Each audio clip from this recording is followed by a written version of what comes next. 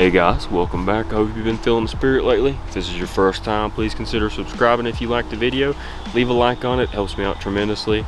And let's get into how to shoot instinctive accurately. Instinctive archery is something that I feel like is more and more condemned nowadays, and people are talking about it being sloppy and snap shooting, but a lot of instinctive guys are a little harsh on the aimers, and it really doesn't matter. However you want to shoot the bow, it's your choice. A lot of form stuff that is discussed with aimers is not going to apply to instinctive archers, because you have to be consciously focused on what you want to hit to be able to shoot instinctive, because you're not aiming. What I mean by that is, how do you aim instinctively is I focus on what I want to hit, but not only do I focus on what I want to hit, you have to develop a form first so that you can. I prefer to shoot split vision or gap. I don't really like shooting gap, but I tend to shoot split vision while I'm trying to experiment with anything new I want to add. And then when I get into shooting, I like to go back to instinctive. The wind's a little bit gusty today, so it's the best day I've had in a week. It's been raining for a week. Once you have your shot process developed, you can start to shoot instinctively. And what I mean by that is, everything should come subconsciously. You need to make conscious decisions in your shot. I'm probably one of the only people that'll tell you to be in control of your release. I like to be in control of my release. It helps me out in a hunting scenario because animals move. It's not a stationary target. I can't just hold the arrow tip where I want to hold it for 10 seconds because deer move, pigs move, squirrels move, rabbits move, things move, and you can't control that. So when your opportunity arises, you have to take it, and you have to be quick within taking it. So I like to be completely in control of whenever I let go of the string, but that is me. If you're a target archer, you probably want a psychological trigger because it's going to help you. But I want to be in control of whenever I let that string go, because I can still shoot a clean release and do that.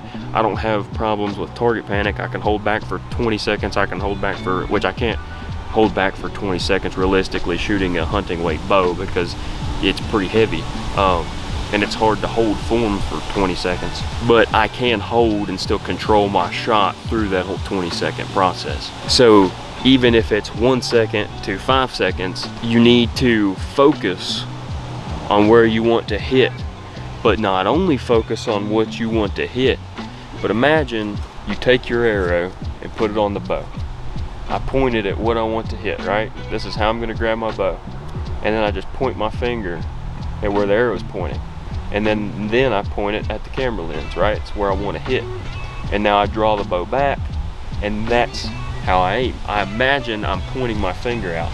And if I start shooting bad and I think it's because my aim is off, I'll literally start taking my finger and pointing it at the end of the arrow, and as I'm shooting, I'm holding that finger out, because it'll help you in an instinctive shot. What you can do, and what I like to do, is I like to imagine my knuckle, this knuckle right here, I imagine I'm pointing that at what I want to hit. So basically, as I draw back, I just imagine pushing my finger towards what I want to hit, and that tends to align the bow up perfectly to where I want to hit. And then over time, as you start to shoot farther and farther back, you learn the arc of the arrow, and you know where to point your finger at. And it's just a practice skill. Your point on will eventually be, your point on from pointing your finger will be close. So like 10, 15 yards probably. I shoot a pretty low anchor, so 10, 15 yards. Whenever I'm pointing my finger at the end of the arrow and then pointing at the target, I'm typically pointing right at the target. But once I get to 20, 25, and 30, I'm typically pointing a little bit above the target, because now you're looking at the arrow dropping into the target. I hope that makes sense, because that's the way that I shoot the best whenever I shoot instinctive. I'll set the camera up and try to hold the bow out in front of the camera to see if I can get certain angles to maybe kind of see what I see, because I don't focus on where the tip of the arrow is. I just imagine I'm driving my hand at the target. So whenever I draw back, I hook my string, I pick my spot, what I want to hit, I hold the bow up and point my finger. I used to put my finger on the arrow, and then as I drew, I would take it off and hold the string. But now I can just grab the bow, and I imagine pointing that knuckle at what I want to hit. And since this is a cut to center bow and the arrow's kind of sticking off slightly, they're matched, right? So I just imagine driving that knuckle at what I want to hit, and then when I let go, I just push the bow at the target, and it ends up going where I want it to go. And you have to be able to pick a small spot with your eyes and be able to focus on that spot. But not only focus on that spot, focus on just pushing your hand into that spot. Like I'm taking my finger and I'm wanting to push it and poke the lens of the camera. So if you can point your finger and you have practiced and maintained a good form, you should be able to shoot instinctive pretty quickly. You should be able to pick it up pretty quickly with this. I've heard a lot of people that's tried to shoot instinctive and not been too great at it be like, oh, I just can't shoot it. When in reality, that's not the case at all. They just aren't really trying, and typically they're not putting in the effort and the time and the practice that it takes to get good at it. But once you shoot it for a while, you could even practice instinctive and then do your string walking or whatever you do, or your gap shooting whenever season comes, until you get your instinctive down, and then you can just start going full instinctive. Or shoot split vision until you kind of get to the point to where you can just look at it and you don't even have to shoot split vision anymore. That's a great way to do it. Same thing with gap. You can go from gap to split vision to instinctive and just start making that transition. And it's a really powerful way to shoot, because I can grab 3 under, come back, hit anchor, let go. And used to, where I used to anchor way back here and I'd have my fingers up here, the arrow would sit about right here. I could also just grab split finger, pull it back, and hit right here. And even though my angle is completely different when holding the bow back, I would still hit the same spot, because I could also just hook the arrow on there, grab split finger, not even come to anchor, and just one fluid motion go and hit where I pretty close to where I want to. And if you want to practice that way for a long time, you could get pretty good at it. But I'm just afraid of consistency, and I would be afraid that I'd make a poor shot on the animal. So therefore I shoot the way that I do. But I'm going to shoot a couple shots and hold the camera angle up for you to kind of maybe help you see what I'm talking about. Okay, so this is only about 10 yards. But imagine I'm just pointing my finger at that target, right? I just point my finger at the target and then close my hand, and my knuckle is pointing right at the vitals of that target, so that when I draw back that bow, it would be in line with it. Let me hook the arrow on. So that's why you see me, as I get ready to shoot, I typically hold the bow up, and that way I can just point my finger and the tip of the arrow at the target. And then I'll close my hand, start my draw, and as long as my bow hand stays about right here, I'm pretty close to being on target, and I don't have to hold back for long, execute my shot, and it's usually in the kill zone. About 10 yards here. I've got my, I just got a Bear Claw leather classic, and I'm really enjoying this glove. I also like to shoot a glove when I'm shooting instinctively. It helps me, it gives me a better feel for what I'm doing. So what I'm gonna do is I'm gonna get my stance, I'm gonna hold the bow out, and I'm just gonna point with my index finger. And I'm gonna point with the end of the arrow at the target. So I'm gonna grab my hook, I'm gonna grab the bow, stick my finger out, grab the bow, stick my finger out, hold it up like this, and then I'm gonna come back to anchor and just focus on driving this hand with that knuckle pointed right at the target.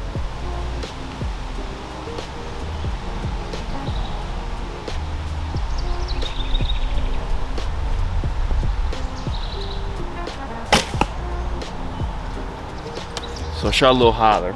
Let's do that again.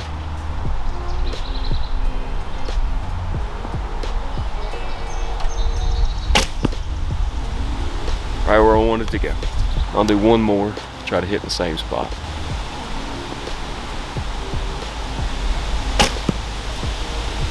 Right there in the same spot. I don't know really what else I can say. I might try to put the camera on the back side of me, but facing the target so you can see everything my bow hand's doing. So you should be able to see my bow arm to the target at this angle. All I'm doing is imagine pointing your finger at the target with the arrow, bringing it back down, and then all I'm doing here is I'm setting up, pulling the bow back, and just imagining I'm pushing this hand into the target. Not pushing up and setting into my release, but just imagine as I'm coming back to anchor, pushing my hand right to where I want to hit, that little spot. Pick a little spot and then imagine pushing the bow right at it.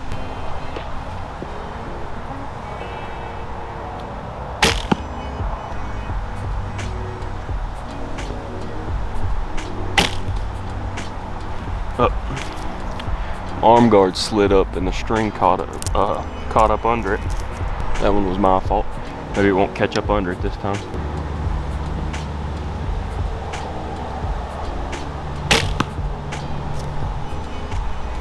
Just low where I wanted to hit. But anyway, it's about as big into detail as I can go. You just really take your hand, grab your bow, and point.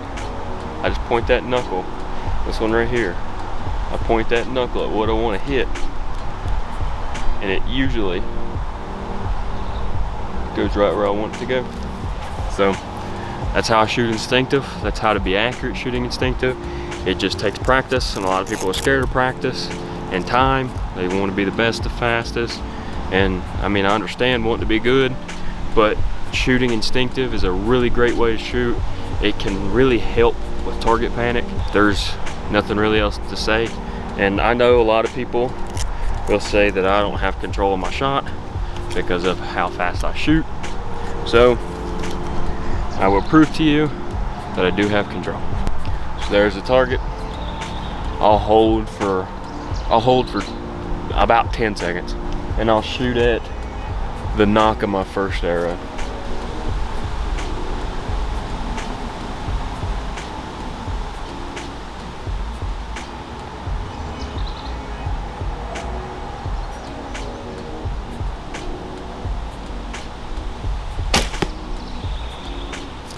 Right there you go, just to the right of it. If you want to say I'm collapsing or whatever, there you go. You now have proof that I have control over my shot. I do not have target panic. I'm teaching you what works for me. If it doesn't work for you, it doesn't work for you. Go listen to Tom Clump, Joel Turner, Clay Hayes, whoever. But this is for the people who this will work for. Try it. If it doesn't work for you, don't listen to it.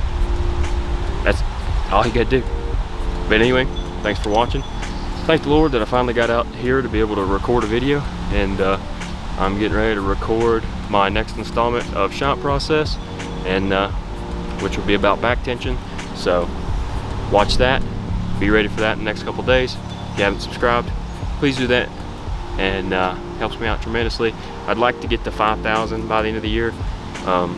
The channel's been growing pretty good here recently, and I can't explain enough how blessed I am for that. So it's a beautiful day, and I'm gonna go start the next video. So y'all stay tuned for that one and keep on feeling the spirit.